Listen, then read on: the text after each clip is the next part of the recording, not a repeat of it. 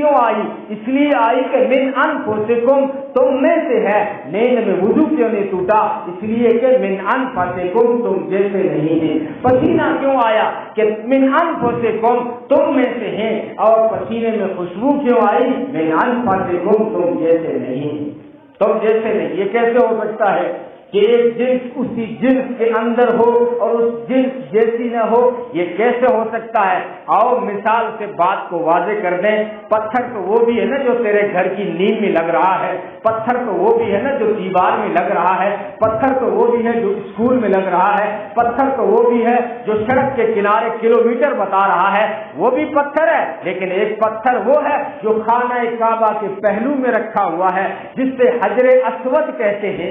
حجر اسود پتھروں میں سے پتھر ہے، پتھروں جیسا پتھر نہیں۔ کیوں؟ اس لیے کہ نبی نے فرمایا یہ جنتی پتھر ہے، آیا تھا تو سفید تھا، تمہارے گناہوں نے اس کو آدھے سے زیادہ کالا کر دیا ہے۔ اور فرمایا یہ وہ جنتی پتھر ہے، جب کوئی حاجی حج کرنے والا، کوئی عمرہ کرنے والا جا کے اس سے ہاتھ لگاتا ہے، لمس کرتا ہے، اپنا ہاتھ ٹچ کرتا ہے، ٹچ نہیں، دور سے کھڑے ہو کے صرف اشارہ کرتا ہے، اس جنتی پتھر کی یہ تاثیر ہے کہ اس حاجی کے سارے گناہ کیچ کر کے اپنے اندر میں لیتا ہے، اسی لیے تو کالا ہوتا جا رہا ہے۔ تو حجر اسود پتھروں میں سے پتھر ہے، پتھروں جیسا پتھر نہیں۔ ایک اور مثال لے لو، پانی تو وہ بھی ہے جو ٹنکی میں ہے، پانی تو وہ بھی ہے جو ٹانکے میں ہے، پانی تو وہ بھی ہے جو نلکے سے آ رہا ہے، پانی تو وہ بھی جو نالی میں بہ رہا ہے، پانی تو وہ بھی ہے جو تیری بوتل میں ہے، پانی تو وہ بھی ہے جو تیرے فریج میں ہے، پانی تو وہ بھی ہے نا جو زمزم ہے۔